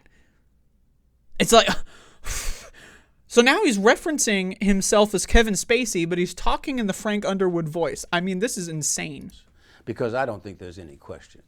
Netflix exists because of me. I put them on the map, and they... Now, I will say, that's probably true. That's probably true to some degree. House of Cards was a big show when Netflix started doing, like, in-house development, right? That was a big turning point for them, for sure. So, that, like, there's definitely part of that that's true. But, like, I mean, again, just I can't believe that I'm watching this. They tried to put me in the ground. Do you think within Netflix and the leadership suites that your influence is still felt? Well, according to your research, my influence is felt every time every customer opens the app. I'd say that's pretty powerful. Oh, that's true. When are you getting back to work, by the way? Oh, I've been back at work from the moment we started talking, Tucker. So does that mean this is like an episode, or is it real? Well, it's probably... Again, so now Tucker Carlson is attempting to deconstruct how many layers and what layer of cinema that we're currently in. But he already knows all the answers. Like, this is all scripted. I guarantee you all of this is scripted, 100%. The lines that he says and the questions that Tucker asks, I guarantee you it's all scripted. But it's... So he's in a self-aware of the film, is self-aware that it is a parody and also a LARP, but also a real interview. And it's like, what is this? This is like hyper-realism on steroids. This is some crazy shit. Let's keep going. a little of both. I mean, Tucker, what's... It's a little bit of Oh, both, I've been is back what he at work said. from the moment we started talking, Tucker. So does that mean this is like an episode, or is it real? Well, it's probably a little of both. I mean, Tucker, what's true, what's false? What's life, what's art? What's real, what's performance? I love... Now, I hate both of these people, but that's a really good point. Because I do, like I said before in my show, to reference the cult of capital, the cult of consumerism, most people aren't really engaging in their lives. They're just engaging in a performance art to make other people more impressed with their behavior, right? They don't really care about themselves. They don't really care about being alive. Most people just care more about how other people perceive them. And so that's why people lie about their lives on social media, and they only take selfies when they're happy and so forth and so on, right? So it's like, this is a really good point about how life and art and performance are not as separate in the real world as we would like to believe. And again, I hate that it's coming from these guys, but I mean, I got to be honest with you. This is cinema. 7 minutes of cinema. This is what we got for Christmas Eve. I love it when these things intersect, because then it gets interesting. What role do you see yourself playing going forward?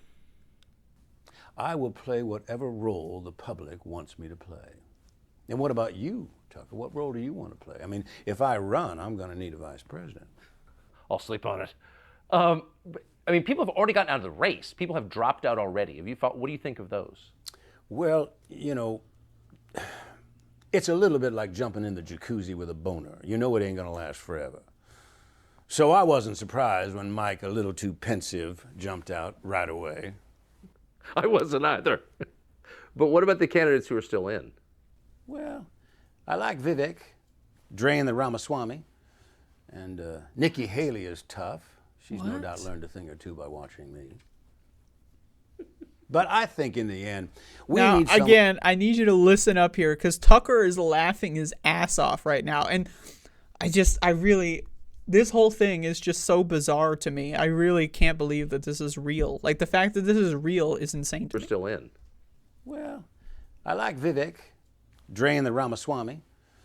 What is drain the... Maybe I don't pay attention to the Republican race because it doesn't mean anything. What is drain the Ramaswamy?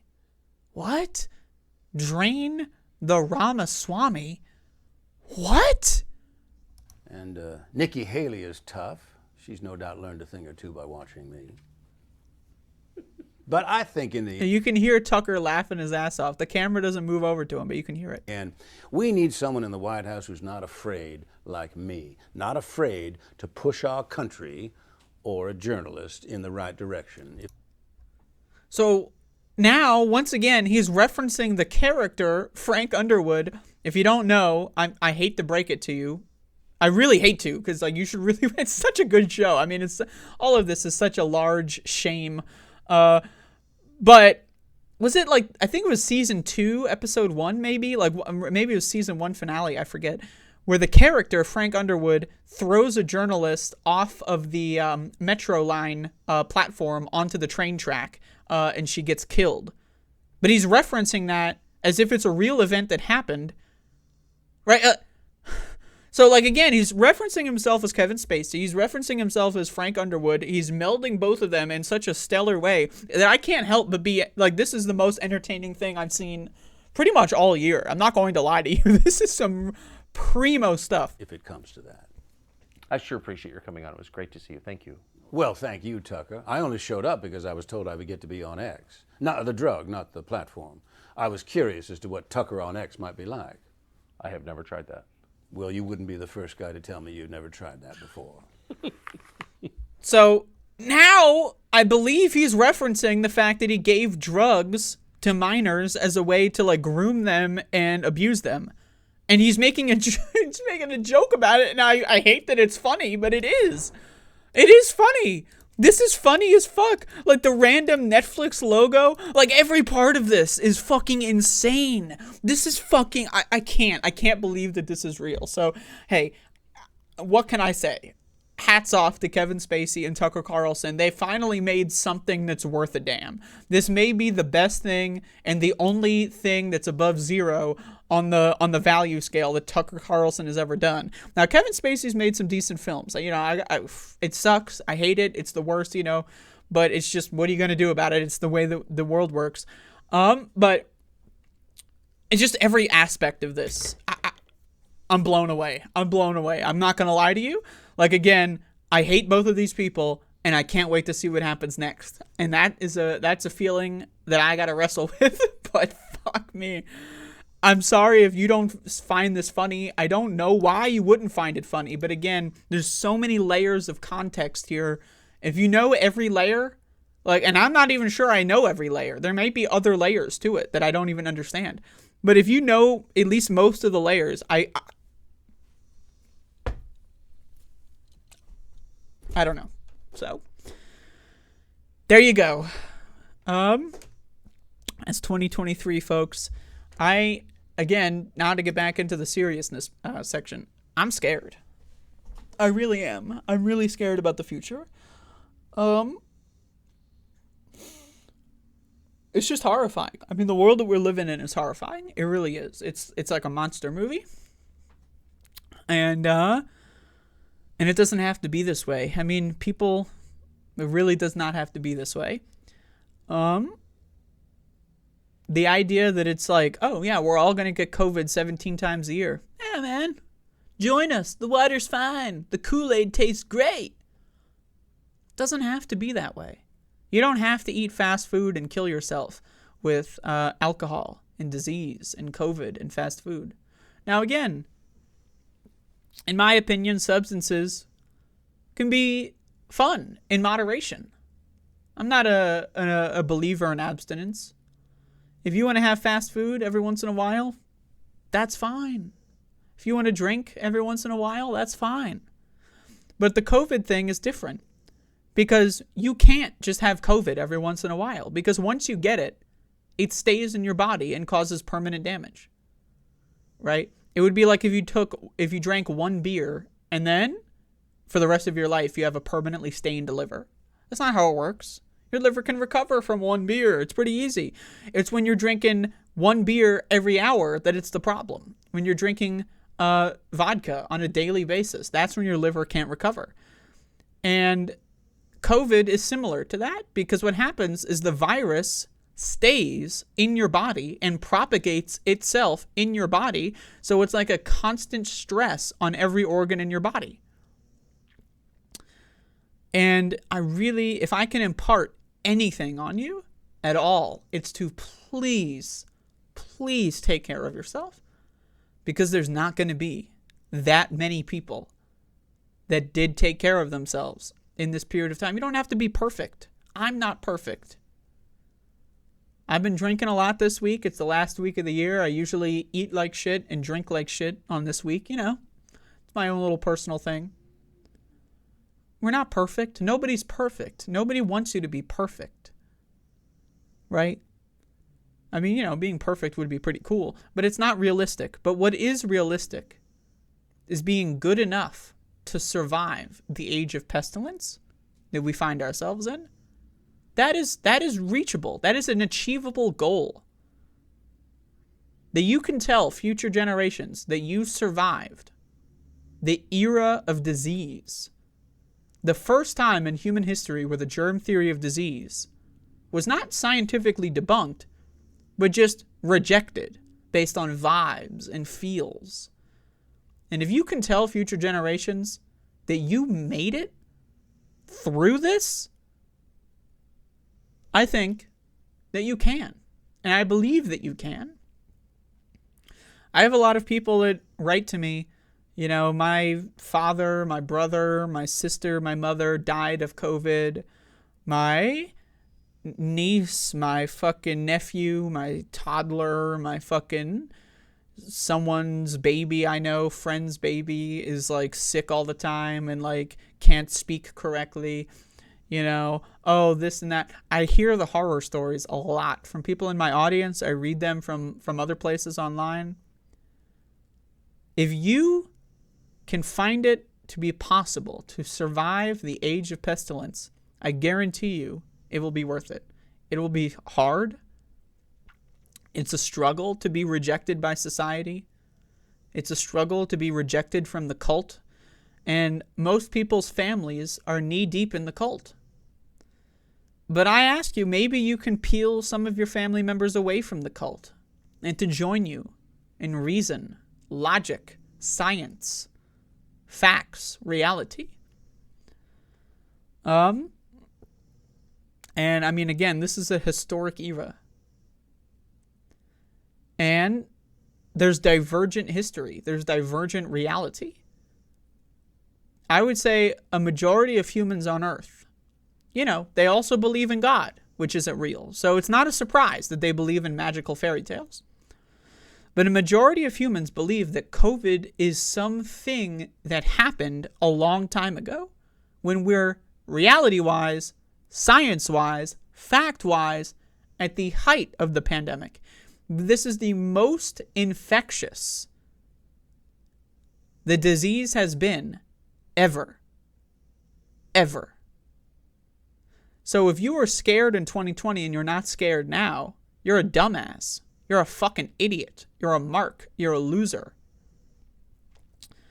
And my only hope is that there are people out there that, and maybe I don't survive. Who knows? Fuck. It's possible. But I just hope that there's enough people out there and that I can have some positive influence to have a population of reasonable, scientifically minded people in and after the age of pestilence. Because if we don't make it, people aren't going to know what really happened here. They're really not. If you look in history books, like the ones that they indoctrinate you with in school, and then you read more history, and when I say more history, when you read actual history, you find out that the history books are often like they might get a couple facts right, but like the takeaways are all wrong. Most of the facts are wrong, but they teach it to you like it's real anyway. If we don't survive this era, people will not know what happened here. They will not know that the governments rejected science, rejected public health. They will not know this. It will be lost to history. In the same way that the 1918 Spanish flu pandemic was lost to history. Did you know that we're still in the 1918 Spanish flu epidemic? We're still in it. That's called the flu. That's what the flu is. They gave up. 100 years ago, they gave up. And now thousands of people die of the flu every year. Except COVID is like 100 times as dangerous as the flu. And we're doing it again. Because there were people that survived the Spanish flu, and their stories survived. Now, they're not taught in school, right? They're not taught in mainstream history books. Most people don't know this, but some of their stories survived. And we know that the Spanish flu pandemic never ended. It just got normalized. Yes, mass death and sickness every winter is normal. Thousands and thousands of people dropping dead so that you can go to Applebee's is normal. It doesn't have to be this way. Humans do not have to be this way. It really is not required. You don't need to be a Neanderthal, an uncivilized freak savage. You don't need to be. You can read books. You can watch documentaries. You can do your own personal science experiments. You can read data. You can actually learn about the world around you. But most people don't. They don't want to know about the world around them because they're too afraid of knowledge. And I got to be honest with you. Knowledge is scary. It is scary to know what COVID does to your body. In the same way, it's scary to know what drinking Windex does to your body. And now that I have that knowledge, you know what I'm not going to do? Drink Windex. Not going to do it. Why? Because I know what it does to my body. It fucks me up. In the same way that touching the hot stove, I know it burns. I don't need to actually touch the stove to know it burns. I read it in a book. If you touch fire, you will get seriously injured. So you know what I don't do? Touch fire.